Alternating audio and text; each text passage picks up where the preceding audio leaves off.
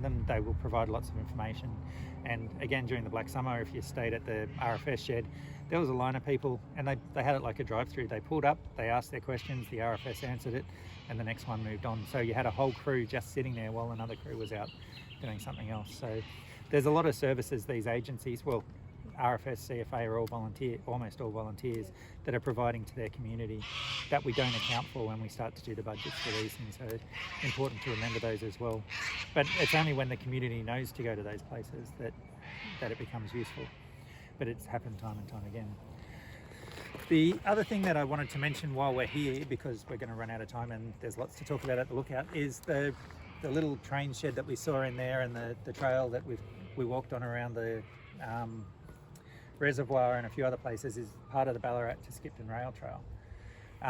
So itself probably doesn't get too damaged by fire. It's crushed granite or crushed gravel, whatever it is. But the surrounding areas, if that's damaged or impacted by fires, could impact on the trail and would require cleanup. And cleanup prevention is always cheaper than recovery. So when you're planning for this is an important tourism asset. It brings people to the town. If you ride a bike, about 35 k's from Ballarat to here, another 15 k's to Skipton, you're pretty hungry, so you're going to stop and get a coffee and something to eat.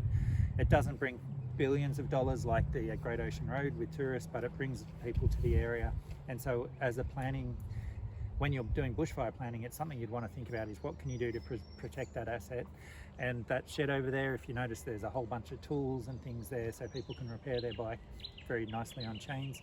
Not sure how often you lose them, but it's really impressive. But that sort of infrastructure is part of the tourism for the town, and it's a value for this town. So when you prepare your plans, you need to think about how you might protect the linear asset, which is the trail, but also the key points along the way and the crossings and the signage and all that sort of thing.